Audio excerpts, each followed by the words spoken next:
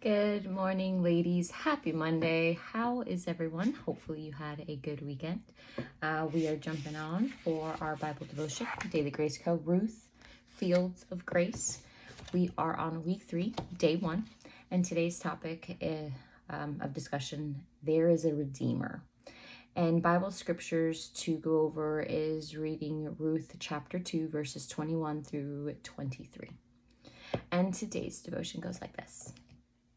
As Ruth returns from the field to Naomi, we see a glimpse of what is coming as Naomi recognizes that Boaz is a redeemer. In order to understand the significance of the Redeemer, we must look back at the law. God had enacted a covenant with his people, and the promised land was one of the blessings of that covenant. Because God wanted to bless his people even in difficult circumstances, he made a system where families would help each other if someone fell on hard times.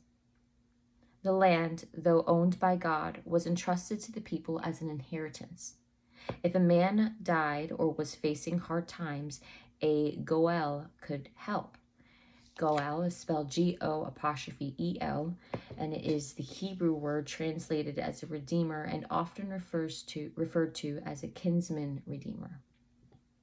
Instructions for this role and situation were given in Leviticus chapter 25, verses 23 through 55. And Deuteronomy chapter 25, verses 5 through 10. Goels redeemed those in need, and they protected the covenant from the impact of the fall.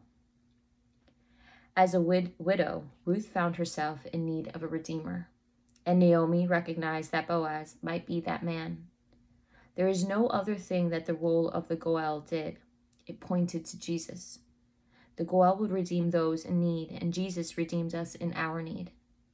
The Goel was required to be a close relative, and in order to redeem us, Jesus became our close relative by becoming a man at the cross, and he became sin for us. A Goel had to pay a high price to redeem, and Jesus paid the price with his own blood for our redemption. The Goel had to be willing. Jesus became a willing sacrifice for us. He did what he was not required to do. He became our Goel because he wanted us, just as the kinsman redeemer protected the covenant people from the curse of the fall. Jesus redeems us for everything for our good, even the things from which it seems good could never come. Found in Romans chapters 8:28. All the scriptures speak to everything, guys, so always follow those scriptures. But we have an inheritance because of our Redeemer. Found in Romans chapter 8, verses 16 through 17, Colossians chapter 1, verse 12, 1 Peter chapter 1, verses 3 through 4, Galatians chapter 3, verses 28 through 29, and Ephesians chapter 1 through 11, all speak about that we have an inheritance from our Redeemer.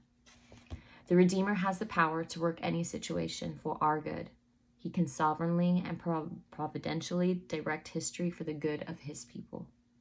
Our great kinsman redeemer will be faithful to us. Jesus redeems us in salvation, and he can also redeem our situations. And that is it for today's devotion. We have 3 questions I'll post at the bottom of the video as well.